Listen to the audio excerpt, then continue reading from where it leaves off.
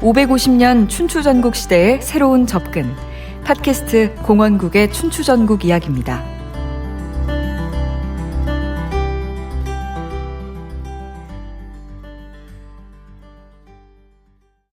네, 여러분은 지금 공원국의 춘추전국 이야기 팟캐스트를 듣고 계십니다. 저는 김소영이고요. 오늘 출연자분들 소개하겠습니다. 먼저 춘추전국 이야기의 작가 공원국 작가님 안녕하세요. 네, 안녕하세요. 네, 딜로이트 컨설팅 부회장 김경준 대표님 모셨습니다. 안녕하세요. 네, 안녕하세요. 네, 그리고 역사평론가 김종성 선생님 모셨습니다. 안녕하세요. 예, 반갑습니다.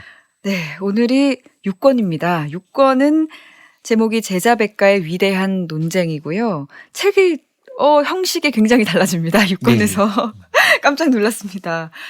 제자백가 이야기가 나오겠구나라는 생각은 드는데 6권 별책이라고 부를 만큼 형식이 네. 특이한데요. 네. 편년체로 쓰신 게 아니라 문답체 서술로 제자백가의 논쟁을 다루는데 이렇게 쓰신 이유가 있나요? 사실 각권마다 제가 문체 실험을 또 계속 하고요. 예를 들면 5권 같은 경우에는 제가 독자들이 양해를 구하고 약간 무협지 스타일로 네. 빨리빨리 쓰겠다.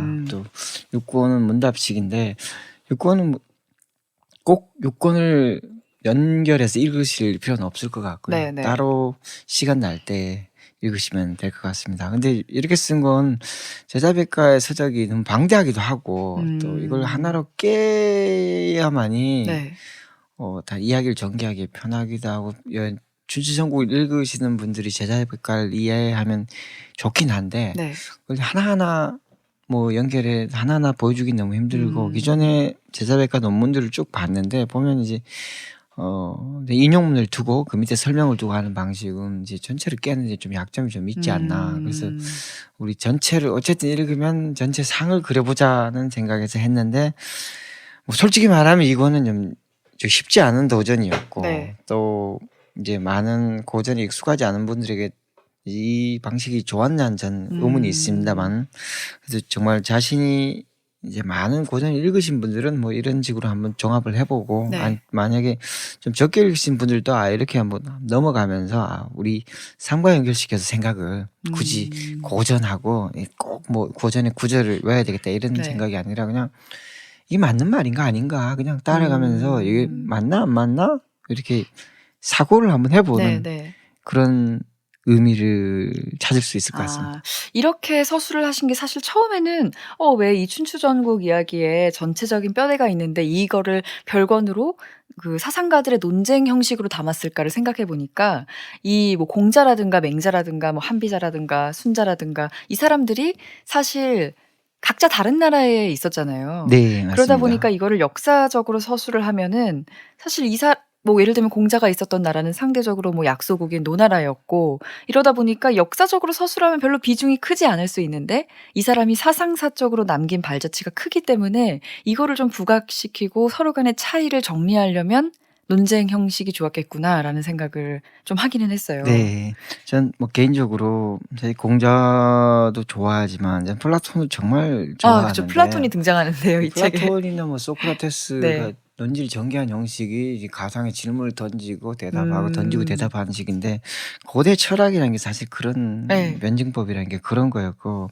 이제 고대 철학에 대한 이제 오마주도 있었고요. 또한 서양 철학과 동양 철학이 연결된 지점이 많이 저는 아는 것 같아요. 그리고 현대 서양 철학은 이미 논리학과 정말 철학 경세를 말한 건 아니고 인간을 탐구한 철학으로 왔는데 전 플라톤 시절의 철학은 여전히 이 중국의 제자백가와 맞닿는 부분이 굉장히 있습니다. 플라톤이 쓴 이야기가 우리들의 국가와 우리들의 사회를 어떻게 만들기 위하여 가장 이상적인 수준까지 끌어들이기 위하여 그게 이데아라고 말하는 그 이야기들이 다 맞닿아 있는데 그것이 결국은 이제 위대한 철학가이기도 하지만 또 위대한 삶의 스승이기도 한 플라톤도 대단한 교육자였고요. 아카데미아에서 자기 교육을 한 사람이 공자 또한 위대한 교육자였는데 또 그들이 가르친 교육이란 게 우리가 알고 있는 철학 그냥 완전한 사변은 아니고요. 플라톤 법률도 가르쳤습니다. 그래서 이제 법률 인재들이 이제 아테네와 그리스에서 활약하게 되고 또 공자 또한 나도 법을 많이 꿰야 한다고 자부한 사람이었습니다. 다만 법을 내가 제자들에게 다 이야기하지는 않겠다. 법에 대해서는 나도 안다 하면서 이렇게 나름 이렇게 그 뻥을 잘 안 치는 사람이 이제 네. 법은 나도 안다고 이렇게 뻥은 아닙니다. 사실 네. 좀 많이 아는 사람입니다. 그래서 이 사람들의 삶의 역정이 이것 또한 우리가 철학 자체도 좋지만 우리 이제 이 드라마를 읽으면서 네. 한번 철학자와 철학 그리고 동양과 서양을 그냥 간단하게 나누지 말고 그 자체를 가지고 네. 우리 한 권에서 한번 만나서 내가 생각을 한번 해보자. 한번 즐겨보자. 네. 이렇게 이 책을 구성했습니다. 조만간 말씀 중에 이 문답 형식에 대해서 독자들한테 양해를 구했다고 했는데 어떻게 양해 구한 결과 어떻게 양해를 받으셨나요? 친하시나요? 네, 독자들의 사실 뭐 냉대와 혹평과 또 아주 일부 독자들의 그 호호가 굉장히 크게 갈리는 예. 부분이고요. 이제 사실은 읽기에 굉장히 불편한 게 대담식인데요. 쓰기에 굉장히 힘든 게 또 대담식이에요. 저도 글을 좀 써본 경험으로는 그래서 전 대담식으로는 습작은 해봤는데 출판을 해본 적은 없어요. 어렵구나. 네, 이렇게 그래서 쓰는 저는 게. 이건 저도 뭐 글을 써본 사람으로서 이제 독자들께 한번 미리 말씀을 한번 드려보고 싶었고 그 다음에는 역시 이제 이 책 이 시리즈 전체가 이제 해체와 재구성이라고 제가 계속 말씀을 드리는데 저도 사실 제자백가의 위대한 논쟁이라는 책을 제목만 봤을 때 굉장히 궁금했어요. 왜냐하면 제자백가의 여러 가지 사상들을 좀 백과사전식으로 요약 정리한 책들은 많아요, 사실. 예, 그리고 뭐 어느 정도 또 뭐 많이 또 읽힌 책들도 있고 한데 이거를 또 그렇게 하기에는 큰 의미가 없을 수도 있는데 어떻게 어프로치 했을까라고 봤는데 이제 소위 대담식으로 정리를 하셨더라고요. 그러니까 제가 이제 나름 읽어본 바에 의하면 사실 이거는 이렇게 한번 접근해 볼 수 있어요. 제자백가 얼마나 참 뭐 수없이 많은 이야기들이 뭐가 맞는지 틀린지도 아직도 잘 모르겠고 뭐 그런데 그냥 세상을 살아가면서 여러 가지 이제 사고와 사상을 접할 때 우리가 흔히 던질 수 있는 질문들을 사실은 이 필자가 대신해서 한번 던졌고 맞아요. 저자가 공부를 해가지고 자기 나름대로 뭐 그걸 백과사전식이라기보다는 나름대로 이제 핵심 포인트를 자신의 관점으로 한번 정리를 했다는 관점으로 접근을 하면 뭐 한번 읽어볼만 하다. 가치가 또 충분하다. 뭐 그렇게 생각했습니다. 이제 전 일종의 모자이크 형식으로 구성해 보겠다. 네. 말터 베냐민처럼 이제 뭔가 이걸 모자이크 형식으로 떼와서 사고는 독자에게 맡기겠다 했는데 결국 그게 유기적으로 연결되느냐 안 하느냐 이것을 이제 좀 더 기존에 많은 기름칠을 하는 것보다는 정말 떼온 걸 가지고 모든 사람들이 그걸로 스스로 생각할 수 있게 하자. 네. 그래서 이거 그 대신 논점은 확실하게 해서 이게 맞느냐 그야말로 간단하게 말하면 생각은 알아서들 하시고 전 이 장을 만들어 놓겠다. 근데 시간은 굉장히 많이 걸렸습니다. 그러셨을 것 같아요. 저희가 이 사상사를 조금 비교하기 전에 이 제자백가가 어떤 사람들이었는지를 좀 얘기하고 넘어갈 텐데 이 전국시대의 사인이라는 계급들이 무리지어서 막 국경을 넘어서 떠돌아다니잖아요. 네. 그리고 뭐 이른바 이들을 제자백가라고 불렀는데 네. 이 사람들이 어떻게 보면 여러 뭐 제후들이나 왕들을 찾아가서 약간 밥을 얻어먹은 사람들인 거잖아요. 맞습니다. 예를 들면 뭐 우리 요즘도 선생님의 본분을 좀 격가진데 이제 대학에서 선생님의 본분을 잊은 분들이 굉장히 많은 것 같아요. 특히나 인문학은 사실은 제자들의 밥을 먹여줘야 됩니다. 그래서 이게 그러면서 나는 연구하는데 제자들이 당연히 모여야 되고 제자 한 두세 명밖에 없는데 난 연구를 잘하는데 대학이 위축되고 있다. 이런 건 사실 제자백과에 맞지 않습니다. 제자백과는 처음 출발부터 사회철학이고 내가 뭔가 제자들을 먹여주는 거를 증명도 해야 됩니다. 그래서 지금 근데 공자가 이렇게 추앙받는 것도 공자 주위에 뭐 부자들 가난한 사람 관료 다 쫙 따랐기 때문에 그런 거거든요. 그리고 또 공자가 지나가면서 이제 관직도 안배해주고요. 예, 이런 식을 하는데 제자백과에 정말 비조라고 할 수 있는 사람 공자라기보다는 전반시간에 말하는 오자서입니다. 그래서 이제 저 타국에 가서도 내가 성공할 수 있다. 나의 이상을 펼칠 수 있다. 나의 힘을 펼칠 수 있다. 이걸 보여준 사람이고 또한 문제는 이제 춘추시대에서 전국시대로 넘어가면서 국가가 결국 문제라는 건 지금 계속 밝혀지고 있지 않습니까? 결국은 이제 뭔가 이 국가를 우리가 가서 우리들은 배운 사람들이고 통치의 전문가이기 때문에 이제 국가라는 것이 그냥 왕의 느낌 혹은 왕의 전제에 맡겨주기엔 너무 커졌다. 네. 인민의 삶이. 그렇다면 우리한테 맡겨라.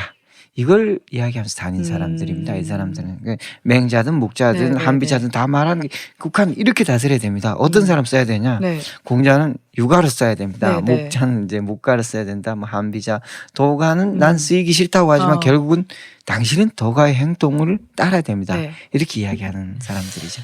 저는 이건 중간 마무리라고 좀 생각이 되던데 자, 역사적으로는 이런 측면이 있는 거죠.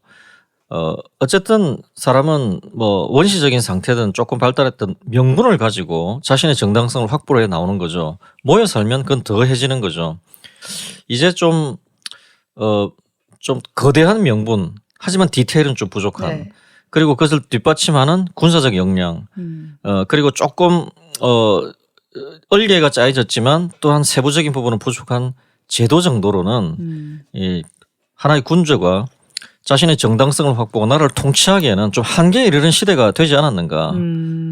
그러니까 자연스럽게 그런 부분에 있어서 각자의 입장에서 각자가 세계를 해석하고 그리고 그 세계관 속에서 진정한 명분은 이것이고 이런 형태의 이야기들은 자연스럽게 나오는데 이 중국 제자백과의 가장 큰 매력은 뭐냐면 이것이 동시에 나왔다는 겁니다. 네, 사실상 네. 물론 뭐 몇십 년, 100년의 차이는 있지만 전체로 놓고 사실 동시나 마찬가지거든요. 그렇죠. 동시에 나와가지고 자기들끼리 배틀을 벌였다는 거예요. 이거는 그렇죠. 왜 고객이 있기 때문에 그 배틀을 벌이는데 그 고객이 수십 개의 나라들에서 각각의 군주의 특성이 다르고 각각의 나라 입장이 다른데 거기에 가서 나름대로 유세를 하면서 거기서 소위 우리로 치면 프레젠테이션 한 거예요. 네, 네, 그렇죠. 근데 그것이 이제 소위 말해서 바잉이 된 것도 있고 안 된 것도 있고 뭐 되다가 또 중간에 중단된 것도 있고 여러 가지 스토리를 만들어내면서 사상 자체가 굉장히 정교해지는 겁니다. 네, 네. 그것의 그 스토리들 그런 부분들이 한번 굉장히 좀 흥미롭게 볼 수 있는 관전 포인트이다. 라고 한번 생각해 보시면서 읽으시면 어떨까 합니다. 네. 네, 지금 말씀하신 건 주로 이제 제자백과의 등장 배경 말씀을 하셨는데요. 제가 이제 그 약간 그 경제면에서 좀 약간 제 의견을 더 보충을 하면요. 이 제자백과는 기본적으로 다 이제 그 지식인들이잖아요. 지식인들 그죠. 이게 보면 그 돈 못 버는 그 비생산하는 이제 사회에 기생하는 그런 그 지식인인데 그들을 국가가 이렇게 다 부양을 하거든요. 다 먹여 살리고 다 이렇게 이제 부양하는데 이거는 그만큼 이제 이게 돈 못 버는 지식인들을 이렇게 국가가 부양했다는 거는 그만큼 이제 중국이라는 사회가 그 시대에 이제 경제력이 축적이 된 건데 이거는 이제 한마디로 그 전 시대 이 춘추 시대 때 중국이 그만큼 이제 어떤 그 했기 때문에 그러니까 돈을 벌었기 때문에 이제 그 사색을 하는 단계까지 오게 됐다. 이런 점에서도 이제 그 시대의 의미를 그럴 수 있네요. 예. 실질적으로 일은 하지 않고 밥만 먹고 책만 보는 사람들을 부양할 만큼 경제력이 이르렀다. 그것도 굉장히 중요한 포인트입니다. 네. 그러네요. 근데 왜 썼을까 생각을 하긴 했어요. 그러니까 돈이 물론 있었으니까 쓸 수 있었겠지만 이 유랑 지식인 집단이 모자서 이후에 망명도 가능해지고 뭐 타국이라도 내 비전을 제시하는 게 가능해지긴 했지만 사실 만약에 왕이 정말 똑똑하거나 자기 주변 신하들이 똑똑하면 이 뭐 똑똑한 사람들이 내가 한번 좀 알려주겠어. 그래서 괜찮습니다. 뭐 이렇게 할 수도 있잖아요. 근데 네. 왜 이거를 이 사람들을 받아들이고 비전을 받아들이려고 했을까? 그건 일종의 이 사람들이 전체 집단을 이루고 있기 때문인 것 같아요. 일종의 아카데미 집단이 공자 이후에 뭐 70제자 뭐 메타고 하면은 맹자는 뭐 술에 수십 대를 뭐 끌고 다니고 네. 할 때 이 사람들이 하나 일종의 작은 정부를 가지고 있으면서 맹자만 있는 것이 아니고 모든 솔루션을 가지고 있는 거거든요. 예를 들면 이제 공자가 등장하면 공자 일에는 싸움을 잘하는 친구도 있습니다. 네. 또 그리고 이제 자공처럼 이제 이제 밟고 재물을 처리한 사람도 있고요. 그리고 공자가 청가할 때 어느 고을을 누가 다스리고 어느 고을을 누가 다스리면 좋겠다. 근데 그 중에 나의 도를 아는 사람이라고 말하면 안자 같은 안년 같은 친구는 바로 이상사회에 대한 네, 관점을 네. 가지고 있는 사람들이겠죠. 플라톤 집단도 비슷합니다. 법률을 다룬 친구, 철학을 다룬 친구 등등등 있는데 저는 이렇게 생각합니다. 이 사람들 완전 관료가 아닌데 관료가 되기 위해 떠돌아다니는 사람인데 플라톤은 이렇게 이야기한 것 같아요. 전문적으로 공부를 하려면 이제 돈이 좀 많아야 된다. 돈이 없으면 중간에 돈 때문에 꺾인다. 그렇죠. 근데 이제 이 친구들은 공부를 하려면은 학교에 들어가야 된다. 그냥 현장에서 공부하다 보면 현장에 또 매몰된다. 그렇기 때문에 이 사람들 집단을 쫙 이루고 다니면서 끝없이 토론을 하고 다니기 때문에 이 친구들이 또 유세하는 게 우리한테 맡기면은 당신의 나라를 완벽하게 해주겠다고 네, 하니까. 네. 근데 그런 시스템을 아카데미를 끌고 다니는 사람들이거든요. 어. 근데 여전히 우리 현대사회도 나름대로 불만이 많지만 대학에 의존하고 있지 않습니까? 네, 네. 그래서 결국 이제 고대에 돌아다니는 대학이다. 통치 집단 입장에서도 이 대학과 대학을 같은. 버릴 수는 없었던 거예요. 네, 그야말로 네. 아카데미라는 게 대학이고 플라톤도 그렇고 이 친구도 제자백과도 그렇고 자기들 대학을 가지고 있는데 대학에 얼마 전에 기부금을 내고 거기에 지식을 우리가 가져가겠다고 네. 이렇게 생각을 하는 거죠. 군주들 입장에서. 그럼 여기 학생들이 돈을 내고 다녔나요? 아니면 일종의 군주들이 기부금 형태로 뭐 돈을 장학생? 줬나요? 저는 그게 굉장히 궁금하더라고요, 사실. 네, 맹자 예를 들면요. 맹자가 이렇게 소위 군주로부터 이 뽀찌를 뜯습니다. 네. 그래서 나눠주고요. 그렇기 때문에 밑에 있는 사람들은 잘 먹습니다. 근데 이 공자는 뽀찌를 잘 못 뜯습니다. 그래서 그쪽에 가난합니다. 그 대신 그중에 부옹들이 있습니다. 예를 들면 자공이나 이런 친구들이 제자인데 부자. 스승님의 사숙을 위해서 비용을 대줍니다. 약간 네. 엥겔스처럼. 네. 그래서 공자가 자꾸 이렇게 눈치밥을 먹는 것도 결국 군주에게 안 받아들이면 네. 자기 귀족들 친구들한테 그 수십 명 끌고 들어와서 뭐 100명 끌고 들어와서 밥을 먹입니다. 귀족 입장에서도 좋을 수도 있고 안 좋을 수도 있죠. 그러면 이제 또 결국은 때가 되면 또 가야 됩니다. 그럼 그런 학파들 중에서 예를 들어 노자나 장자는 뭐 무위 이런 거니까 네. 일종의 집단이 그렇게 조직화나 구조가 안 됐을 거 아니에요. 그럼 네. 그냥 막연하게 이렇게 뭐 먹고 살았을까? 조직화되어 있지 않은 그냥 좀 그런 사상을 가진 사람들의 그 막연한 어떤 컨셉추얼 무리를 이야기하는 건가요? 네, 노자하고 장자는? 중요한 지적인데 재밌는 건 노자는 이제 문서 장서관이었다고 뭐 대충 네. 기록이 나오고 장서를 많이 본 사람이니까 장자는 이제 학업 관리라고 나옵니다. 그렇기 때문에 정말 그 사람들은 정말 오히려 성실한 그러니까 국가를 부정하지만 국가의 언저리에서 복록을 받으면서 자기 이야기를 나누고 정말 국가를 많이 이야기한 사람 오히려 떠돌아다니고 이런 경향이 있는데 장자나 이런 사람들은 내 밥벌이는 내가 한다. 나름대로 그런 사람들이었습니다. 그 제자백과를 국가가 기용한 배경이 뭔가에 대해서 공수님이 답변하셨는데 주로 이제 제자백과 쪽에서 대학에 버금가는 그런 대학에 그 맞먹는 그런 그 이제 어떤 공급 능력이 있었다는 말씀하셨는데요. 저는 또 이제 그들을 기용한 국가 입장에서 또 보면은요.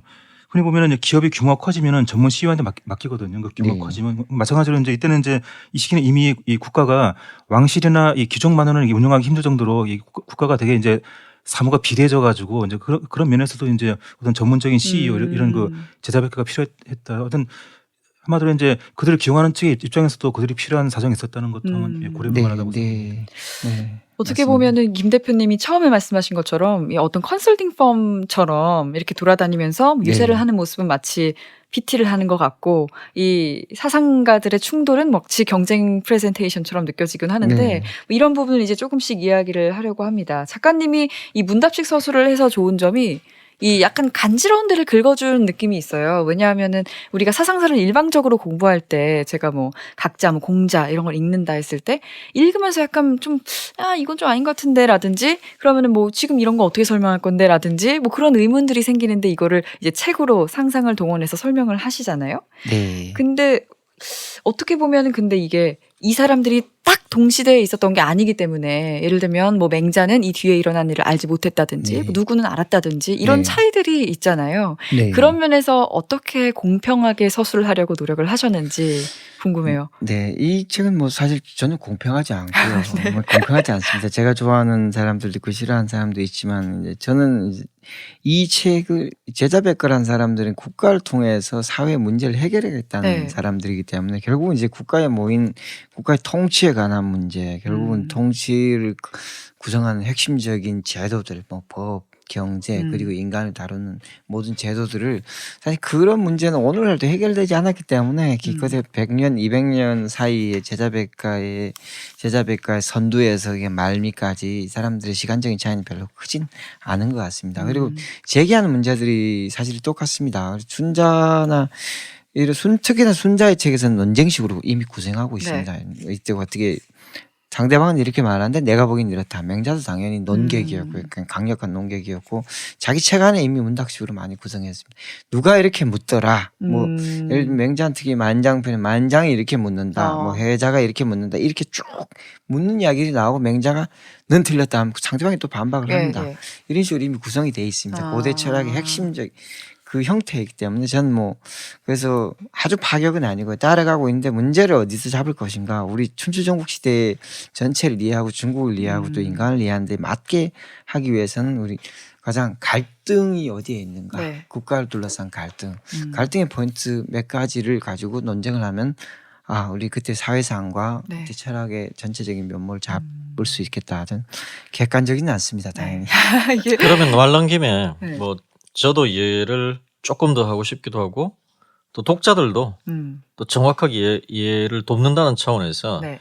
여기 나온 제자백가의 사상의 핵심 중에 핵심 네. 그 부분을 그 간단하게 예, 공자는 뭐다, 맹자는 뭐다, 뭐 순자는 뭐다, 묵자는 여기 뭐다. 네 가지가 나오는데 예, 유가가 있고 예. 법가, 묵가, 네. 도가가 이렇게 나오거든요. 네. 정말 이 간단하게 하는 게 이제 가장 이제 사실 인문학에 맞지 않지만 뭐 어쨌든 팟캐스트니까 어쩔 수 없죠. 키워드를 예, 약간 키워드 해보자면. 첫 중심으로 번째 제가 말씀하시면 하고 되겠죠. 싶은 이야기는 간단하게 나눌 수 있는데 네 개는 사실은 간단하게 나누지 않는다는 게 핵심이고요. 저는 첫 번째는 묵가와 유가는 공통되는 부분이 70이다. 근데 말할 때는 서로 다른 부분만 이야기한다. 맞아요. 네, 네. 그리고 또 도가와 유가는 서로 흠모하고 있다. 네. 그래서 말할 때는 서로 욕한다. 음. 그리고 법가와 도가와 묵가도 연결돼 있고 법가는 유가에서 나왔다. 그렇지만 또 서로 말할 땐 욕한다. 네. 근데 결국은 전체 또 정리를 한번 해야 되겠죠. 유가는 결국 사람을 다스린 사람이 누군가를 집중하고 있습니다. 다스린 사람이 제가 만약에 어떤 뭔가를 다스리고 있는 사람이라면 그 사람의 인품에 의해서 결국 기본적인 것이 결정된다. 그 인품이라는 건 무엇이냐면 내가 하기 싫은 걸 너에게 시키지 마라. 요걸 기본으로 공자가 그렇다면 당신 나 하기 싫은 게 뭐냐 하면은 이렇게 된다. 그렇지만 예는 있어야 한다. 예는 있어야 한다. 왜? 싸우지 않기 위해서는 구분이 있어야 한다. 네. 이게 육아의 핵심이고요. 묵가는 자, 역시 우린 사회를 구성하고 있는 건 우리 사람이니까 사람은 모여야 한다. 모이는데 어떻게 모여야 되느냐? 사랑해야 된다. 사랑하는데 차별하면 진짜 사랑을 할 수가 없다. 진짜 사랑을 하려면 상하가 똑같이 마음이 통해야 된다. 그렇다면 어떻게 되냐? 상 위에서 양보를 많이 해야 된다. 밑에서 굶는데 위에서 먹는다. 그렇기 때문에 예라는 것은 상호적이다. 내가 차등을 위한 게 예가 아니라 왕은 왕으로서 생활할 예가 있다. 예를 들면 흉년이 들면 왕도 적게 먹어야 된다. 왕은 당연히 참고 있겠지만 이게 이야기하는 묵자, 겸해 또 그리고 또 전쟁에 대한 관념은 묵자도 그렇고 유자 서로 통합니다. 그렇지만 묵자는 먼저 공격이라도 하지 말자. 먼저 공격 안 하면 결국 모두가 공격 안 하게 되면 결국은 이제 휴전상 평화 상태가 되지 네. 않겠느냐 이런 이야기를 하고 법가는 처음에 유가에서 나왔죠. 공자도 법을 내가 이야기한다고 했지만 법가는 오기 유가 뭐 공자에서 오기를 거쳐서 결국 이제 한비자까지 가지만 법가 이야기는 뜯긴 군주든 정치 체제든 뜯긴 뜯되 여러 다층으로 뜯어서는 안 된다. 착취를 하되 한 번 뜯어내야 된다. 네. 예를 들면 봉건 군주가 있으면 봉건 군주도 뜯고 여기도 뜯고 관료제도 뜯고 이렇게 하면 군주도 또 자기 뜯고 하면은 사람들이 못 견딘다. 그렇기 때문에 한 번 뜯어내야 된다. 한 번 뜯는 데는 확실한 기준이 있어야 된다. 네. 그건 뭐냐? 아래 위 상하 좌우 모든 걸 통하는 법이다. 그렇기 때문에 인간을 여기서 통치해서 법으로 넘겨버려야 된다. 네. 이런 이야기가 나옵니다. 그렇지만 법관, 그 고대 법관은 요즘의 법관하고는 좀 달라서 공리성을 가지고 있습니다. 결국 이렇게 하면 나라가 강해진다. 이렇게 하면 전국을 제패할 수 있다. 이렇게 해서 전국이 통일되면 전쟁이 자연히 사라진다. 네. 그 전까지는 강렬하게 확실하게 법으로 밀어붙여야 된다. 이렇게 말한 사람이 법가고요. 그다음에 도가는 지금 노자는 장자를 주로 이야기했지만 이런 겁니다. 전국 시대라는 것 자체가 웃기는 거다. 난 전국 시대를 받아들이지 않는다. 네. 전국 시대의 윤리를 말하는 친구들은 부국 강병을 이야기하는데 결국은 이 나라를 약하게 해서 이 나라를 그쵸. 가져오는 것인데 네. 이건 결국 큰 도덕이고 결국은 전국 시대라는 것 자체가 인간의 본성이 맞지 않는다. 그럼 난 전국 시대와 국가 자체를 부정해 버리겠다. 네. 나는 나대로 살겠다. 그렇지만 앞으로 누군가 나의 이야기를 들어줄 사람이 있을 것이다. 음. 무위라는 것이 너희들이 뭔가 하려고 하지 마라. 자꾸 음. 하려고 하면서 만드는 게 결국은 전쟁이고 싸움이고 하는데 누가 전쟁에 동원되려고 이 네. 세상에 온 사람이 어디 있냐. 난 그렇다면 그냥 백성의 삶, 자연의 본질을 보라. 음. 그것이 이제 싸움이 아니라면 너희들 다 멈추고 음. 이제 자꾸 뭐뭐 하려고 하지 마라. 음. 이게 이제 도가라고 할 수 있겠습니다. 아무래도 우리 작가님은 너무 많은 걸 아시다 보니까 이게 누가 누구의 영향을 받았고 이런 것까지 다 아시다 보니까 이게 저는 그냥 윤리 시간에 배웠던 대로 이렇게 딱 구분을 해서 막 논쟁을 받거든요. 네, 예를 들면은 네. 뭐 육아는 인의와 예를 주장했다. 그리고 네. 맹자 순자가 지금 여기서 나오고 네. 예를 들면 뭐 편먹이라고 했을 때 법가의 한비자가 나오잖아요. 네. 이제 상과 벌을 엄격히 하는 거를 주장했고 네. 그다음에 묵가가 이제 평등, 사랑, 겸해 이런 거를 주장했잖아요. 네. 그리고 도가가 이제 자연이다. 이렇게 해서 네. 저는 봤어요. 네. 근데 조금 아이러니했던 게 저는 처음에 이제 잘 모르고 예전에 읽었을 때는 아 그러면은 맹자나 뭐 이렇게 육아는 뭐 왕이 좀 이렇게 위신을 세우는 것도 질서를 세워야 되기 때문에 당연한 거고 위아래를 좀 알아야 되고 이런 게 약간 좀 거북하게 느껴지는 면이 있었어요. 처음에 네. 아무 생각 없을 때는. 근데 법가는 약간 한편으로는 상과 별이 공평해야 된다고 생각하니까 이게 오히려 더 일반 백성들을 생각하는 걸까라고 생각을 했는데 읽어보면 막상 맹자는 애민사상을 주장했고 또 법가가 말했던 이런 여러 가지 정책들은 백성을 좀 가혹하게 다루는 결과를 가져오기도 했었잖아요. 네. 사실 저는 이제 순자가 법에 대해 이야기한 게 가장 정말 마음에 와닿는데요. 법이라는 것은 다층적인 네. 물건이잖아요. 예를 들면 법이라는 것도 법 집행자가 있고 우리 삼권 분립의 네. 이야기 법 집행자가 있고 판단자가 예를 들면 판단자죠. 그리고 법을 만드는 사람이 있고요. 그리고 또 법의 지배를 받는 사람도 있고요. 네. 그렇죠? 그래서 지금 법을 바라본 시선도 정말 여러 개가 있는데 그럼 법을 결국은 이제 철학자들이 중요시하는 거 법의 집행자는 또 어떤 뭐 육아에서는 법을 부정하는 것이 아니라 법의 집행자가 누가 돼야 네, 되느냐를 네, 네. 이야기하는 거거든요. 근데 육아에서 말한 건 법의 집행자는 최고의 교양인이어야 음. 한다. 그래서 결국은 공자가 논하라의 뭐 군자여야 사고라고 된다고. 말을 하면서도 음. 결국 법을 집행하려면 나는 음악을 배워야 된다. 뜬금없이. 법을 집행하려면 나는 시를 배워야 된다. 네. 왜냐하면 법을 집행하는 사람이 군자여야 되기 때문이라고 네. 말하는 거죠. 순자는 이렇게 말합니다. 법의 세목이 이렇게 많은데 누가 판단할 수 있냐. 결국은 법을 집행한 사람이 군자이면 문제가 해결된다. 근데 거기서는 법은 판단이 필요하다고 보고 있거든요. 그런데 네. 법가에서 한비자에서는 법은 여기 짧고. 정해진 이것이 있다. 그대로 하면 음. 되지 무슨 판단을 하냐. 근데 음. 그렇기 때문에 그럼 법의 세목을 어디까지 늘려야 되냐. 네. 인간 행동이 이렇게 많기 때문에. 그럼 나중에 법의 세목이 너무 많이 늘어나서 아무도 못 외우게 된다는 거죠. 그래서 네. 그렇게 되면 어떻게 되냐면 법 전문가들이 등장합니다. 아. 법 전문가들이 사실은 지금 오늘날도 법 전문가들이 사회에 상층부를 있죠. 이루고 있지 예, 않습니까? 근데 그 이유는 법의 정신이 떨어지고 법의 세목이 늘어났기 때문이죠. 그렇기 때문에 그래서 판결 황당하죠. 이제 상식 어긋난 것. 왜 그건 군자가 아니기 때문이다. 그 사람이 법을 종합하고 음악도 알고 인간의 본성을 판단하는 법의 전체적인 본령을 아는 사람은 군자라고 말하는데 군자가 아니기 때문에 이렇게 됐다 할 때 사실 육아에서 사실 법이 강합니다. 육아에서 말한 법도 강하고 법가에서 말한 인간도 복잡합니다. 그렇기 때문에 이걸 떼는 건 쉽지 않은데 일단 플라톤은 우리가 왜 페르시아와의 싸움에서 이겼냐. 우리 강력한 법의 지지를 받는 군대가 있었기 때문이다. 근데 페르시아의 법도 강하다. 근데 페르시아는 왜 우리한테 오히려 줬느냐. 거기서는 못 받아들인 법을 강요했기 때문에 줬다. 그리고 뒤에서 칼을 들고 야 진격 하는데 뒤로 돌아섰는데 이미 진격의 법은 먹히지 않는 거였던 거죠. 그렇기 때문에 법이랑 우리가 법을 가지고 있어서 이겼지만 그 법의 집행자는 누군가가 할 때 플라톤이 이야기한 것은 악의 본질을 알고 선의 본질도 알지만 악에 물들지 않는 사람. 그야말로 완벽한 교양입니다. 철인이며 완벽한 교양인. 그걸 판사라고 하는데 그 사람을 맞을 때는 우린 국가적으로 제사를 지내면서 맞아야 된다. 오늘날 임명하는 게 아니라. 그래서 이런 걸 볼 때 결국은 이제 법을 부정하는 것이 아니라 법을 집행한 사람들을 우리가 어떻게 해석할 것인가. 법이 미친 범위를 어느 정도 할 것인가. 결국은 뭐 단순하게 설명할 수는 없습니다. 네. 어쩔 수 없이. 이 실제로 공자가 법관의 역할을 한 적 있잖아요. 네, 네. 그때 뭐 한 말이 책에 보니까 내가 뭐 법관의 역할을 뭐 남보다 못하는 건 아닌데 네. 나는 애초에 이런 일이 일어나지 않게 할 거야. 뭐 네. 이런 말을 했더라고요. 네, 네, 맞습니다. 그러니까 법이 필요는 하지만 이렇게 법을 막 적용하는 게 그렇게 신나는 일은 아니라는 생각이었던 것 같아요. 네, 뭐 공자는 뭐 작은 나라에 있기도 했고 또 기본적으로 원시 육아의 생각은 좀 군자에 대한 관념이 강하기 때문에 당연히 그런데 뭐 법가의 입장에서 당연히 군자 니들이 말하는 게 군자지 무슨 그게 군자냐 네. 당연히 그렇지 않습니까? 어. 그래서 네, 지금 법가에서는 육아에 말한 군자를 부정하는 거죠. 니들은 위선자에 불과하다. 니들이 그냥 결국 군자라고 하면서 하는 짓이라고 법을 구부리는 네, 것밖에 네, 되겠냐. 네.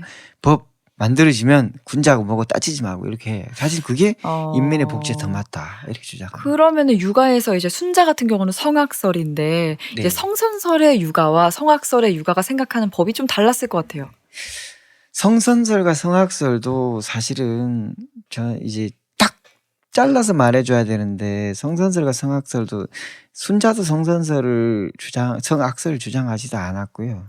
이제 맹자가 말한 성선설도 좀 복잡한데 일단 간단하게 말하면 그 순자는 사람의 본성이 악하다고 본 게 아니라 사악하다는 게 아니고 사악하다는 게 아니라 사회에서 사람의 생존 욕구는 성선을 떠나 있다고 말하는 네. 거죠. 내가 살아야 되는데 내가 산다는 목표만 가질 때는 다른 예라는 것을 통제받지 않을 때는 산다는 목표 때문에 악한 짓도 할 수 있다는 네. 거죠. 예를 들면. 근데 예가 곁들여지면 산다는 목표 안에 공존이 곁들여진다고 이야기하는 거죠. 네. 그래서 그 순자가 말한 건 인간의 본성이 악하다고 말한 게 아니라 재화 자체가 한계가 있는데 사람의 생존 본능이 한계가 있는 재하고 결합되면 사람이 악해질 수 있다. 이렇게 말하는 거죠. 근데 사실 계속 먹고 살기 힘들어지는 세상이었잖아요. 네. 당시에는. 네. 그러면은 사람들이 착하게 행동하지 않고 싸움이 일어나고 법으로 중재해야 되는 경우가 생길 수밖에 없는데 그렇죠. 네. 그럴 때는 육아는 어떤 입장을 계속 견지하는 거예요? 순자는 예로 이야기하는 거죠. 예를 이야기하는데 순자 예도 당연히 상하가 있는 것, 예라는 것은 서로 기르는 것이다. 상호 부양의 의미가 있는 거거든요. 네. 근데 그래서 예라는 것이 그래서 순자도 목자를 받아들였다고 말한 게 순자가 말한 예도 사실은 상호적입니다. 네. 분명히 군주에 대해서 난 반드시 지켜야 될 예가 있지만 상호 길러야 되기 때문에 어떤 위급 상황이 되면은 상호 양보해야 되는 네. 겁니다. 예라는 거 그냥 양이라고 말하는 예를 차리고 양보를 한다는 이야기거든요. 근데 결국 그 긴급한 상황에서는 그냥 나눠 먹어야 되는 겁니다. 어쩔 수 없이. 위에서는 위에 예를 지켜야 되고. 근데 이 긴급한 상황이 안 오게 하는 집단이 육아라고 말을 하는 거죠. 그 말씀이 맞는 게 육아 같은 경우에는 저는 위에서 아래로 획일적으로 질서를 강요한다고 생각했는데 그렇지가 않더라고요. 뭐 물론 군주가 그렇지 않습니다. 잘못하면 내쫓아도 된다. 네. 뭐 이런 맹자에서는 주장도 있고요. 군주가 잘못하면 내쫓아도 된다는 이야기를 했다가 이제 서양 중세에서 네. 교수형을 당한 사람이 많습니다. 이제 서양 중세 말기. 그렇듯이 이제 이런 사상 자체는 군주 입장에서 굉장히 불편합니다. 그렇죠. 당연히. 네. 이게 뭐 왕자와 패자를 나누고 네. 패자와 그냥 뭐 평범한 사람을 나누고 완전 망하는 사람 나누고 막 이렇게 설명을 했더라고요. 예, 지금 말씀하신 예가 흔히 뭐 이제 또 예법으로도 많이 표현이 되는데 보면은 그 당시 이제 이게 이 시대에 많이 논의가 되는 예법이 후대 보면 동아시아의 이 국가 간의 질서에 그대로 거의 적용이 되거든요. 그래서 보면 이제 이 예의 본질이 뭐냐면 이제 구분하고 차별을 하는 건데 네. 상하 구분 차별하는 건데 보면 이제 후대 보면 이제 동아시아의 국가 질서에 보시면은요. 예컨대 국가 간에도 평등한 게 없고 이제 강한 나라는 무조건 아버지, 약한 나라는 아들, 또 이제 국력의 차이가 약간 또 이제 더 가까운 경우에는 이제 강한 나라는 뭐 숙부, 약한 나라는 또 뭐 조카 뭐 이렇게 또 아니면 근데 더 가까운 경우는 뭐 형제 이렇게 해가지고 그래서 보면 거의 되게 세밀하게 국가 간에 이런 국력을 구분해가지고 이렇게 이제 상하 구분을 짓는 게 그래서 보면 이 시대에 이런 예법이 발달한 게 후대 동아시아에도 계속 이게 이제 네. 적용이 되어 왔습니다. 네. 맞습니다. 정말 일리가 있습니다. 근데 이제 그 아까 우리가 말씀했던 이런 뭐 사람들 간의 동아시아의 예가 발전하고 이런 게 사실 도가와 묵자들의 이야기를 들어보니까 이게 예절을 지키고 뭐 어떤 예법이나 이런 거 윗사람을 공경하고 이런 것들이 사실 뭐 기득권층의 전횡을 내버려 두는 장치로 사용이 되거나 네. 혹은 백성들을 더 힘들게 하는 장치로 작용이 됐다는 생각에 전 좀 동감을 했는데 네. 여기서 이제 반박이 나오더라고요. 뭐 만약에 그러면 옛날에 우임금 때처럼 왕이 막 동물 가죽 옷 입고 백성들이랑 같이 농사 지으면은 그게 되겠니? 뭐 그런 명령을 따르겠니? 그렇죠. 네. 이런 주장이 나오잖아요. 네, 그런 주장을 또 육아의 이런 주장, 순자의 이런 주장을 이 한비자는 또 완전 차별적인 쪽으로 확실하게 밀고 나가고 묵가에서는 또 묵가의 상호 의무를 또 네. 이제 순자는 받아들이고 우리 서로 물려 있는데 결국 이제 법과에서 사실은 예에 대해서 사실은 가장 강한 예가 법이거든요. 네. 예법이라고 하지 않습니까? 예는 이제 형벌에 관련되지 않는. 근데 사실은 옛날에 예를 안 지키면 형벌도 가해지죠. 막 예를 들면 뭐 황제 앞에서 내가 고개를 네. 또 뻣뻣이 든다거나 걸어간 예법을 안 지키면 사형이겠죠. 네. 그렇기 때문에 사실 예하고 법은 원래 떨어질 수가 없는 건데 음. 예가 육아에서 말해둔 예는 사실은 나중에 법으로 발전되는 거죠. 그래서 예의 거추장스러운 걸 줄이되 변법이라고 말할 때 사실 법을 이야기한 게 아니라 사람들은 그 변법과 상항 뭐 한비자 다 말하는 게 네. 예라는 것이 법하고 같이 하는데 예라는 것은 민법적인 측면을 이야기하는 네. 것이고 법이라는 것은 당시엔 형법을 이야기하는데 민법과 형법. 근데 예라는 것을 더 단순하고 형법 체계로 밀어넣어버리자 이렇게 말하는 사람들이 이제 법가들이거든요. 그렇기 때문에 그 사람들은 사실은 더 단순하면서도 강한 주장을 합니다. 네. 예를 들면 군주를 범하는 군주의 네. 권한 육병이라고 생사 여탈권을 군 밑에서 간하면 가차없이 없애야 된다. 왜냐하면 군주가 법의 집행자, 최종 집행자가 되는데 법의 최종 집행자가 권위가 없어지면 네. 결국은 법 자체가 와야 된다고 생각하거든요. 이렇게 또 상호 극단을 통하는 거죠. 그러네요. 그러니까 네. 예가 법으로 이어지고 법을 중시했다는 거는 육아와 뭐 법과가 이어지는데 네. 예를 들면 뭐 상황 같은 경우에 훗날에 뭐 법을 집행하는 사람은 가혹한 사람이어야 된다. 네. 물론 그 가혹한 사람이 뭐 못된 사람을 말하는 거는 아니지만 엄정한 사람을 말하는 네. 거겠지만 예를 들면 육아에서는 군자가 해야 된다고 했는데 네. 법과에서는 굉장히 엄격하고 단호하고 때로는 정말 무서운 사람이 네. 해야 된다. 이렇게 네. 딱 갈리죠. 네, 그렇죠. 계속 육아하고 법과의 연결점을 말하는데 지금 뭐 상황도 자기 스스로도 그런 이야기를 합니다. 내가 뭐 동방의 위나라 위나라는 이제 위강숙 이제 주나라에서 상당히 높은 위치에 있는 항렬에 있는 이제 그 휘성 제후국이잖아요. 근데 네. 뭐 나라는 힘은 약하지만 자기가 와서 말하는 게 내가 궁시를 제대로 지어서 위엄을 내가 세웠다. 법이라는 것은 이제 법은 네. 추상 같은 거기 때문에 근데 법은 너희들이 이제 구부리지 말라는 것은 내가 법 조문을 상세하게 해주겠다. 그래서 너희들이 이거 안 헷갈리게 해주겠다까지 네, 내가 네. 하는데 거기에 대해서 더 이상 판단하지 말라. 판단하려면 사람들이 판단 어떻게 안 하겠습니까? 네. 자기 지금 뭐 뒷날의 이야기지만 지금 요즘 출토 유물에 보면은 지방관들이 진통일 직후에 네. 법을 부드럽게 집행하려는 특히 초지역의 지방관들이 자기들이 뭐 반란 사건이 일어났는데 반란 사건이 일어난 진압군이 제대로 행동 안 하거나 이런 사건을 축소하려고 합니다. 오늘 걸리면 워낙 많은 사람이 걸려 죽기 때문에. 근데 황제 명령이 나오죠. 근데 그 지방관을 파명하고 아마 사형까지 당했을 것 같은데 네. 한 이야기가 법은 우리가 주는 대로 하면 되는 거지. 네가 뭐 왈가왈부하느냐. 넌 네. 지방관으로서 자격이 없다. 없애버립니다. 이게 이제 법인 거죠. 법에 대해서 확실한 내가 명문 조항이 있다. 거기에 대해서 지방관인도 어쨌든 이야기하지 마라. 이렇게 나가는 게 이제 법과죠. 근데 사실은 법을 구부리면 웃기게 구부리는 게 많잖아요. 사실 네. 지금 뭐 결국 우리 그 근본적인 문제도 법을 자기 편하게 안쪽으로 구부렸지 그쵸. 그 지방관처럼 자기 백성을 보호하기 네. 위해서 구부린 게 아니기 때문에 구부리는 것도 밖으로 구부리느냐 안으로 구부리느냐 이 차이가 굉장히 또 큽니다. 그렇죠. 사실상 그리고 법가의 주장을 듣다 보면 현실에 대한 인식은 쭉 따라가 보면 동감이 되는 부분이 많더라고요. 예를 들면 그래 예전에는 법이 필요 없었지. 하지만 지금은 이러이러한 전국 시대에서 법이 필요해라는 말까지는 동의를 했는데 예. 이 법을 적용하는 과정에서 예를 들면은 뭐 현재 우리로서는 받아들일 수 없는 연좌제 같은 부분들이 나오잖아요. 네. 그게 뭐 통솔하기는 좋았을 것 같은데. 정말 뭐 연좌제는 사실은 아주 고대부터 있었겠지만 연좌제가 급격히 발달하는 건 전쟁 때문인데요. 네. 연좌제의 실마리를 제공한 사람 사실은 뭐 관중이나 이런 사람들이겠죠. 근데 진에서는 이제 상황이 연좌제를 이야기할 때는 전투에서 용맹하게 싸우게 하기 위해서. 네. 그래서 법가의 뜻은 굉장히 가상한데 법가가 가장 결국 약점을 보이는 것이 민정을 구분 못하는 거죠. 예에서 떨어져 나오면서 예에서 멀어져 버렸던 거죠. 근데 예는 사실은 인간의 본성을 붙잡고 있는 거거든요, 여전히. 네. 그래서 인간의 본성을 붙잡고 있다는 게 인간의 본성 중에 선한 면뿐만 아니라 악한 면까지 우리가 잡아준다는 게 순자가 말한 예잖아요. 예를 네. 통해서 너희들이 마구잡이로 싸우지 않게 하겠다는데 나중에는 인간의 본성을 잡아주는 것들을 제거시켜 버렸던 거죠, 법가에서. 근데 왜 제거시켜야 되느냐? 우리의 예에서는 우리의 목숨과 상대방의 목숨이 어느 정도 등가합니다. 일종의 네. 공자에 말해서 저 사람은 사람이 아니냐? 관중이 그리고 이렇게 이야기하는 거죠. 근데 법가에서는 이 목을 상대방 국가의 목을 따왔을 때, 네. 전사의 목을 따왔을 때, 그건 이제 지위를 자기가 올라간 수단일 뿐 거기에 가치를 부여하면 안 되는 겁니다. 전투에서는. 그러자면 강해져야 되죠. 잔혹해야 네, 되죠. 네.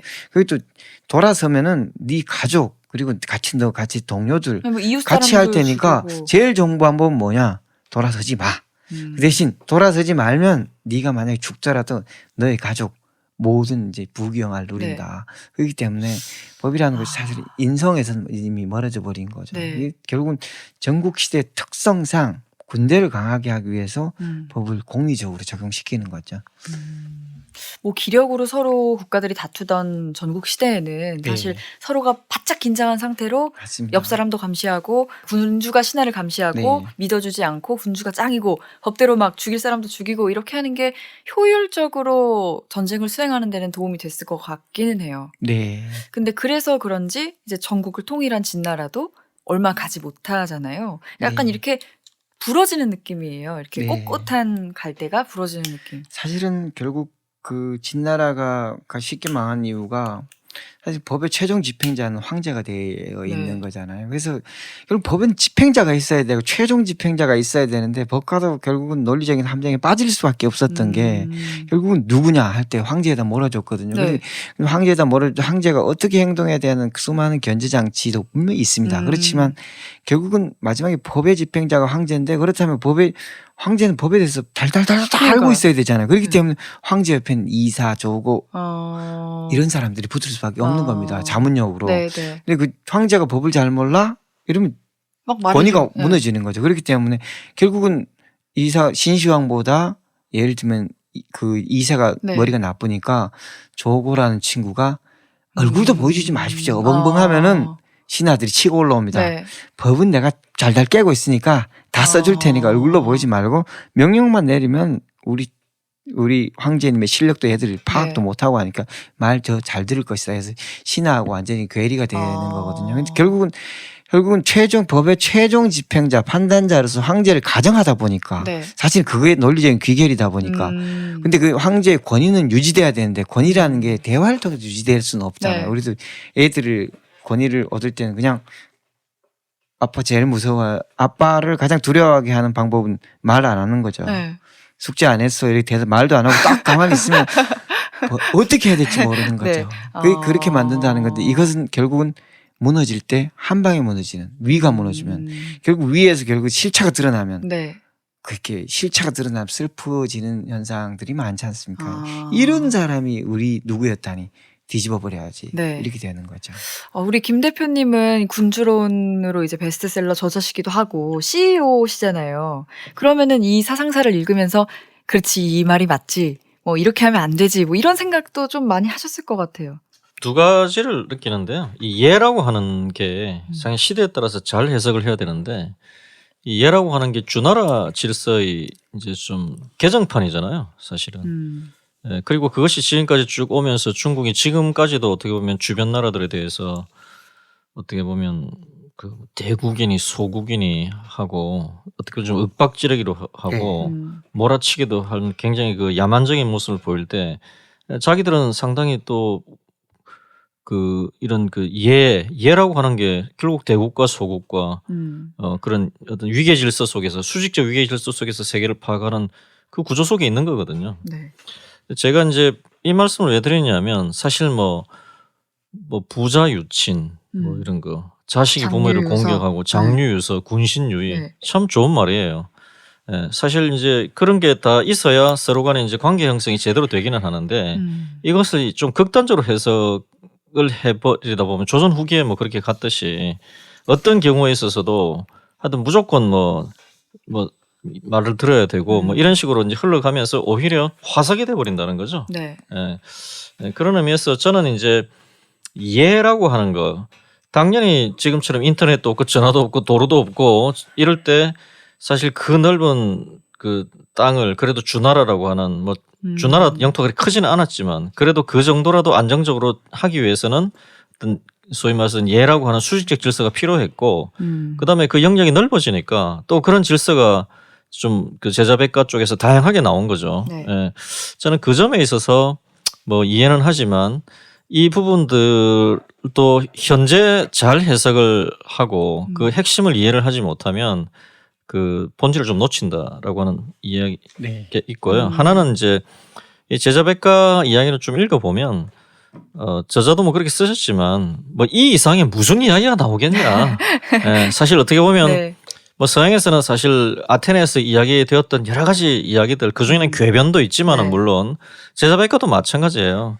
그 이후에 보면 기본적으로 이때 나오는 이야기의 변주라고 해도 과언이 아닌 거죠. 원형은 거의 다 나온 것 같아요. 네. 사실은 뭐 인간을 어떻게 보고 사회를 어떻게 보고 그래서 사실 제자백과가 의미가 있는 거고 네. 저자께서 한 권으로까지 묶어 놓은 거예요. 그게 힘든다 하더라도 저는 여기서 이야기하고 싶은 게 뭐 제가 감히 뭐 유교가 옳다, 뭐 법가가 옳다라는 말을 할 입장도 아니고 하고 싶지도 않습니다. 그건 두 가지 이유인데 첫째는 다 나름대로 타당성이 있지만 그런 사고 체계가 맞는 시대가 있다는 거죠.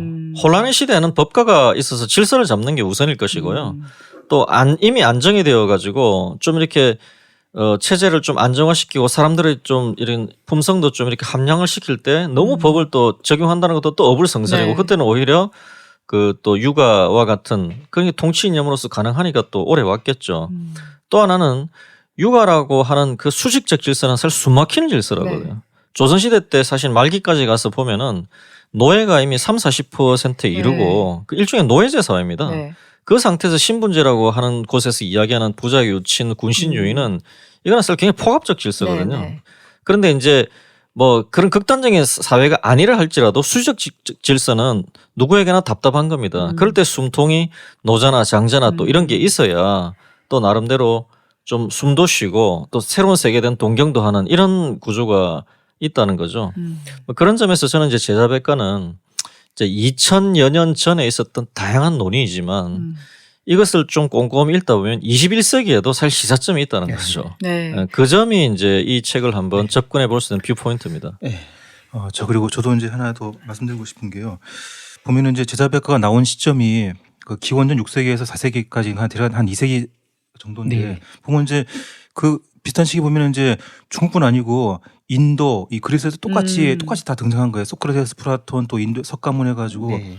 다 보면은 이 시기에 이제 그 전 세계적으로 다 등장한 게 근데 그들이 다 그 특징이 있거든요. 뭐냐면 이제 중국이나 그 인도, 이 그리스는 다 그 시대 보면 이제 약간 비주류 지역이었어요. 다 비주류 지역. 그러니까 그 당시에는 유목지대랑 이제 농경지대가 있었는데 농경지대가 약간 비주류 지대인데 그리스, 인도, 중국 다 그 농경지대였다는 게 하나의 하나의 그 공통점인데, 그러니까 뭐냐면 이제 기존의 인류였던 그 유목지대에 맞서가지고 이제 그동안 그 소외됐던 그 이런 그 농경지대 국가들이 그동안의 경제적인 성장을 배경으로 해가지고 이제 어떤 그 이런 그 지적인 그 혁신을 하는 시기에 바로 이 시기에 이제 그 이게 중국에서는 이게 제자백과가 나온 건데 이게 이제 중국뿐 아니라 이제 전 세계적인 하나의 이제 그 현상이었다는 거예요. 그 말씀을 드리고 싶었습니다. 네, 말씀하신 것처럼 뭐 이게 민주주의 현재 우리가 살아가는 우리들이 막 정확하게 적용을 하기는 어렵지만 현재에도 시사점이 있다 이런 거를 알겠고 또 그 김종성 작가님이 말씀하신 것처럼 이 다른 나라들도 그렇지만 이 춘추 전국, 이 전국 시대 안에서도 이 사람이 왜 법가를 주장했는지, 이 사람이 왜 유가를 주장했는지를 살펴보면 그 사람이 머물고 있던 그 지역의 특성이 많이 반영이 돼 있는 것 같아요. 네, 물론입니다. 일단 뭐 제나라 쪽에 있는 제나라하고 노나라 이쪽에는 아무래도 육아가 발달하죠. 네. 일단 먹고 사는 문제에 대한 압박감이 좀 더 괜찮으니까. 덜했을 수도 있고, 또 초나라 쪽 시대에는 이제 노장 사상, 또 물이 있고 유유하고, 또 말했듯이 초장왕이나 그 전에 그 군주들의 체제도 그렇고, 나라가 점점 커지는데 나라를 크게 인구에 비해서 나라 규모가 워낙 커지니까 네. 이걸 강팍하게 다스릴 수가 없는 시스템이었고요. 음. 그렇기 때문에 분명히 유유한, 그리고 또 초나라의 원래 전통도 있고 남방의 전통, 네. 더운 데서는 좀 더 부드러운 게 뭔가 분명히 부드러운 게 나올 그쵸. 수밖에 없으면, 사실은 옷도 이제 얘를 차리려면 네. 옷도 다 입고 해야 되는데 그냥 막 비 오고 관복 입고 지질 네. 끌면서 그 예법을 이야기하면 정말 안 되지 않습니까? 네. 제 생각에도 그런 면이 분명히 음. 있고요. 또 지금 강법이 나오는 것은 대부분 중간에 끼인 나라들입니다. 그래서 살아야 되니까 네. 이게 정자산이 전번에 말했듯이 이제 형정을 만들어서 네. 선포했다고 할 때, 일단 내 나라라도 살아야 되는데, 살려면 부국강병인데 그러면 부국강병이라는 게 이 사람 저 사람 바뀔 때 체제가 바뀌고 시스템이 바뀌면 어떡하냐. 결국 법으로 딱 찍어서 이대로 네. 가자, 이렇게 나오는 것이고, 확실히 그리고 음. 목자들은 떠돌이 집단이긴 하지만 이제 묵공들은 여하튼 이제 전투 기술자들이 많습니다. 네. 거기에서. 그래서 그 참상을 목격하면서 결국 공성 기술자들의 입장에서, 또 이제 노동자, 당시에 존재하던 노동자들의 입장에서, 우리가 뭐 이렇게 끝까지 전쟁 때문에 우리가 이렇게 공인들이 끝없이 막 몰리는데 이거 전쟁 왜 해야 되느냐. 이제 새로운 시스템, 우리 전쟁에 내몰린 우리 노동자들이 요즘에 파업하고 비슷한 거죠. 네. 그렇지만 우리 알다시피 이제 노동자들이 진짜 비전, 세계 평화를 외치지만 노동자의 대우는 이제 알다시피 구국의 강철 네. 대우처럼 일련적인 대우를 가지고 있습니다. 그럼 묵자들이 주장한 정말 겸해와 세계 평화 사상을 가지고 있지만, 묵자 내부 집단은 정말 법가적입니다. 네. 우두머리가 딱 명령하면 그대로 오늘 밤 우리 다 자결한다 하면 샥 다 자결합니다. 국가에서요? 그렇기 때문에 거의 서로 사랑한다면서. 서로 사랑하지만 우리 이제 고립된 우리 섬에 있는 사람들이다. 우리는 이제 세계를 구한 이 집단, 강력한 우리 규율로 만들어진 집단이다 하기 때문에 정말 상하자 없이 사랑하자 하지만, 묵가 집단 결국 뒤후반으로 가면 묵가 집단 이 전쟁 전문가들이 때문에 네. 전투 시에 공성 수성을 해야 되는데 말 네. 안 들으면 가차없이 배야 되는 거죠. 그래서 약간 의외네요. 묵자란 책 후반에 보면은요, 네. 모든 공성과 모든 과학 기술 책이 나오는데 네. 가장 잔인한 법들이 다 등장합니다. 그래서 지금 묵가에서 말하는 그 법들은 법가에서 말하는 법하고 하등의 차이가 없고 오히려 더 잔인할 수도 있는데, 그게 물론 책으로 합쳐지기도 했지만 결국은 사회라는 것이 딱딱딱딱 네. 떼낼 수가 없고, 단위가 생기면 또 그 안에 또 질서가 생기고, 또 이상과 현실도 다르고, 그런 굉장히.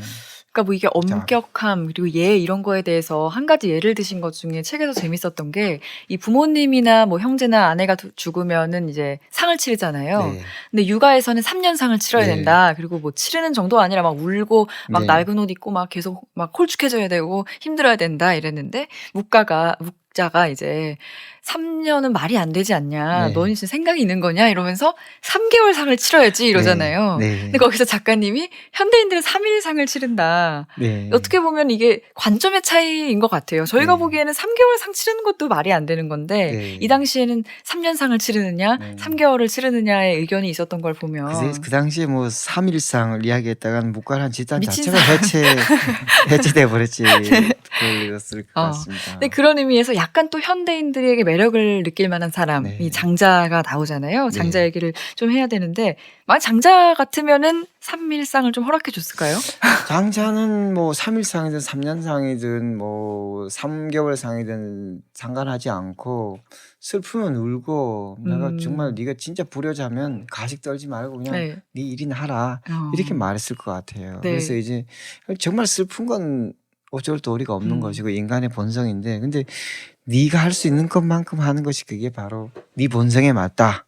이렇게 음. 이야기했을 것 같습니다. 이 장자를 쓰시면서 느낀 게 다른 분들은 약간 뭐 문답식 서술도 있고 주장을 뭐 이렇게 강하게 이건 이게 맞다 이런 게 많았는데 장자 같은 경우는 비유가 굉장히 많이 나오더라고요. 뭐 나비 뭐 나오고 비유가 되게 많이 나와서 알듯 말듯한 그런 설명들이 있었는데 분석하시면서는 네, 저는 뭐 어떠셨는지. 장자 자체가 워낙 문학적이고 장자가 제자백가를 부정해 버리기 때문에 누구하고 싸우려고 그래도 그렇죠.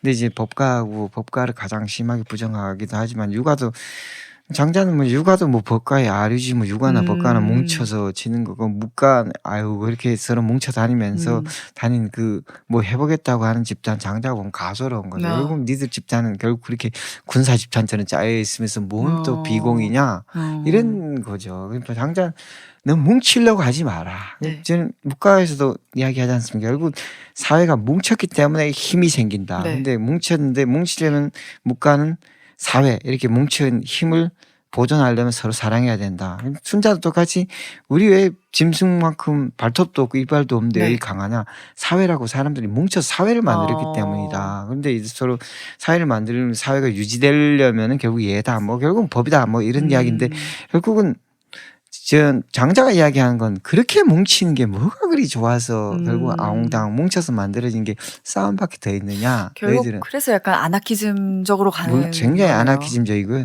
나는 소유하겠다. 어. 나는 들판에서 나는 놀겠다. 네. 난 네가 노는 건 찬성하지만 나는 네가 어떻게 하든지 간에 내 말을 들으면 좋고 안 들으면 그만이다. 방법이 없다. 내가 그렇게 행동하는 순간 내가 또 사람들 끌고 다녀야 되기 때문에.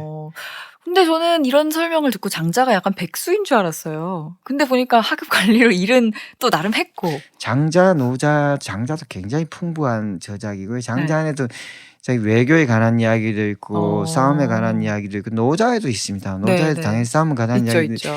무의라고 하지만 사실은 이야기하는 게 이기자면 복잡하게 하지 않고 이기자면 어떻게 하자. 빨리 이기자면 끝내자. 어떻게 하자. 어. 결국 장자는 좀 공리적인 노자는 공리적인 면이 음. 있죠. 통치를 이렇게 하자면 무의로 하라는데 사실 장자는 훨씬 더 나가서 통치의 목적이 무엇이냐. 통치의 목적이란 게 정말 사람이라면 그 사람의 본성을 이제 인정해 주는 것이다. 네. 사실 이런 이야기는 플라톤에도 나옵니다. 사실은 장자도 통치자의 존재 자체를 완전히 부정하는 건 아니거든요. 네. 그렇다면 통치자의 본령은 피통치자의 마음으로 완벽하게 돌아가는 것이다. 네. 이렇게 이야기한 플라톤은 이런 비유를 합니다. 사실은 그렇게 말하면 이제 성악설을 이야기한 사람 통치자가 어떻게 선하다고 그런 네. 짓을 하냐. 통치자도 어떤 규율을 만들어야 된다. 혹은 음. 통치자는 어떻게 해야 된다 하겠지만 플라톤은 이렇게 말을 하더라고요. 결국은 세상에 의사를 봐라. 의사가 있다. 근데 의사란 사람이 정말 자기 이익을 위해서 일을 네. 수술을 하냐? 아니면 그 약을 쓰냐? 네. 그럼 자기 이익을 위해서 수술을 한다면 예를 들면 뭐 독약을 줘서 누구에게 재물이 많은 사람이 착 가져갈 수도 있고 적당히 약을 쓰면서 병을 질질 끌 수도 있고 네. 여러 가지 있지만 의사는 그렇게 하지 않는다. 진짜 어. 좋은 통치자는 의사이기 때문에 근데 장자는 이제 이 세상에 의사가 있을 수 있다. 그렇기 때문에 그 의사는 뭐냐? 나는 괴로운데 나를 부리지 마라. 난 이미 네. 병들어 있는데 너 자꾸 나한테 귀찮게 하지 마라. 장자에 나오는 건 두 개 사람은 본업이 있다. 본성과 본업이 네. 있는데 남자 농사 짓는 것이고 여자는 길쌈하는 것이고 잘 먹고 그리고 별로 안 불러주는 것이다. 국가에서 부르지 말고 우리 가만히 있는데 가만히 그건 보증해주면 우리가 알아서 먹고 사는 거 우리가 네. 먹고 살 테니까 그런 취지가 이제 장자의 이야기입니다.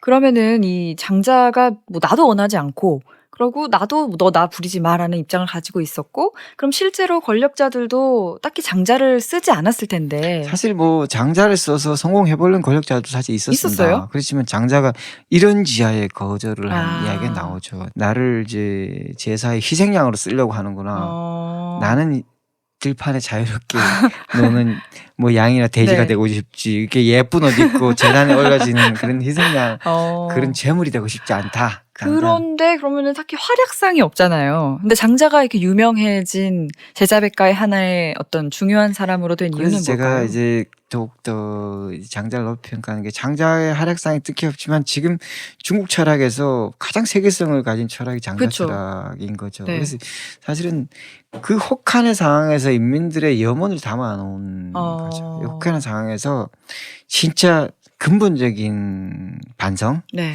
전국 시대에 이렇게 해서 우리가 이기자고 하는데 전국 시대 자체를 내가 왜 견뎌야 되느냐. 차라리 그리고 또 이 역할이 사실은 별 일을 하지 않은 것 같지만 예를 들면 진이 멸망하고 초한쟁패 시기에 예를 들면 인구의 5분의 1이 사라지는데 그 사람들이 죽었겠습니까? 그럼요. 아니죠. 산에 가서 자기들이 이렇게 살고 있는 겁니다. 아, 도망간 사람. 다 장자주의자들인 거죠. 근데 결국은 지인의 법에 의하면 다 끌어내서 다 죽여야 되는 그렇잖아요. 거죠. 세금 네. 받아서 네. 우리 전투를 해야 되는데. 근데 내가 이 싸움에 왜 참석해야 돼? 나는 일단 산에 가 있어. 근데 숫자가 워낙 많다 보니까 결국은 어떻게 줄 할 수가 수가 없습니다. 없었던 결국은 거구나. 나라에서 결국 회유하거나 다시 안착시키는데 이 사람들이 그러니까 역사에서 장자 사상이 두드러지지 않았다고 말하는 건 사실 현실하고 안 맞는 거죠. 그 사람들은 다 산으로 도망간 사람들은 다 장자들이죠. 아. 근데 그 후대에 가장 이제 지사백과 가운데 후대에 영향을 많이 미친 걸 보면은요. 뭐 이게 약간 뭐 완벽한 도식화는 힘든데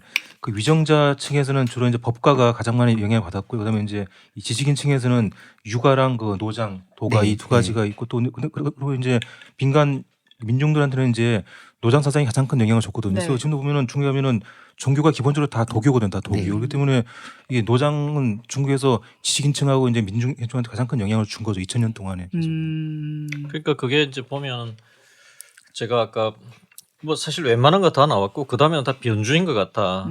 그거 해도 과언이 아니라고 표현한 게 바로 그건데요. 사실 장자는 태생적으로 이 통치 이념이 될 수가 없죠. 네. 그렇죠. 통치를 네. 싫어하니까. 예. 근데 이제 그리고 노자가 무위 뭐 이런 이야기도 의미가 있어요. 굳이 한다면 굳이 간섭하지 말고 본성을 중시하라 이 정도 이야기는 사실 요즘 버전으로 이야기하면 좀 자유주의에 네. 가깝죠. 자유주의. 그냥 두면 알아서 한다. 근데 이제 제가 보기에 그 2000년 전의 시대에 그 혼란의 시대에 노자 장자 같은 그런 한가한 소리를 통치자가 할 수는 없는 전국 거예요. 시대에. 예. 그래서 그럴 때는 당연히 이제 좀 팍팍한 동네에서는 당연히 법가를 채택하는 거고 네. 그나마 조금 여유가 있으면 육아 정도로 이제 할 수 있는 거죠. 그 안에서 스펙트럼은 또 좀 있겠지만. 네.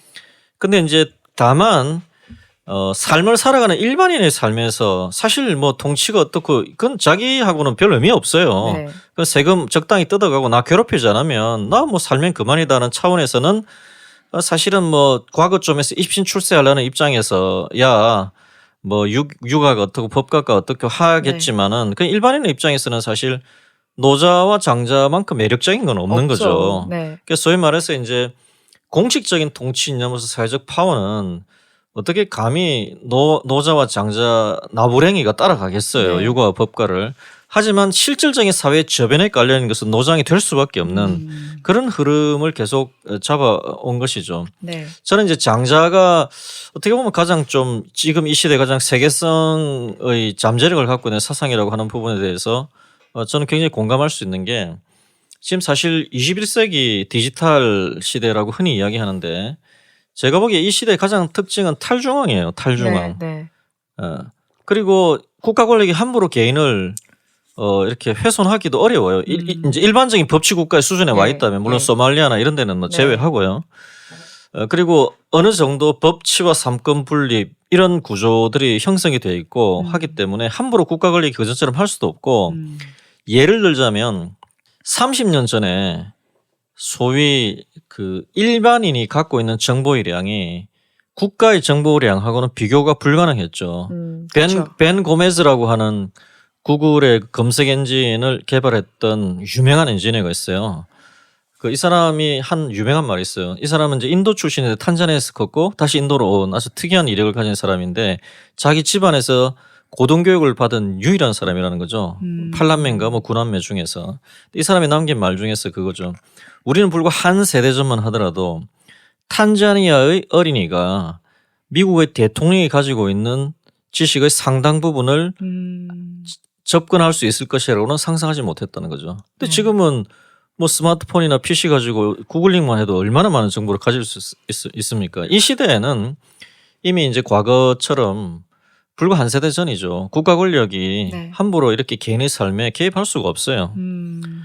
그런 면에서 있을 때 보면은 정말 그 중앙 권력, 국가 권력은 기본적인 인프라를 하고 각자 알아서 그냥 살아가는 이 시대에 개인의 삶이 굉장히 중요해지는 시대라면 오히려 이제 장자가 갖고 있는 그런 이야기들이 훨씬 더 의미를 가져갈 수 있다고 저는 보입니다. 네.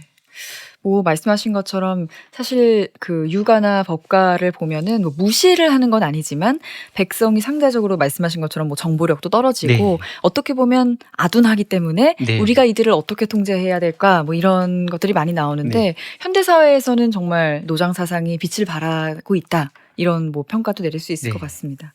우리 춘추전국 이야기가 1권부터 5권이 춘추시대를 다뤘고요. 이제 6권 제자백과의 논쟁을 따로 약간 별건과 같이 이야기를 해봤는데 이제 7권부터 11권까지 똑같이 이제 5권이 전국시대를 다루게 됩니다. 아까 말씀하신 것처럼 이 6권을 읽고 7권부터 11권을 읽는 게 더 재미있지 않을까 이런 생각을 하면서 오늘 세 분 수고하셨고요. 다음부터 우리 전국시대 이야기 해보도록 하겠습니다. 고맙습니다. 고맙습니다. 네, 감사합니다.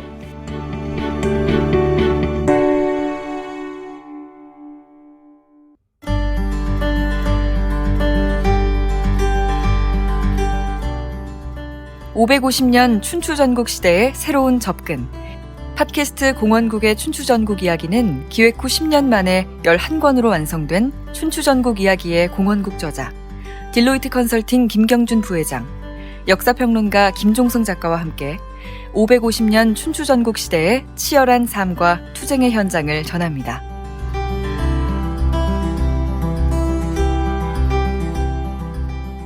팟캐스트 공원국의 춘추전국 이야기는 매주 화요일과 목요일 아이튠즈 팟캐스트, 팟빵, 파티에서 들으실 수 있습니다.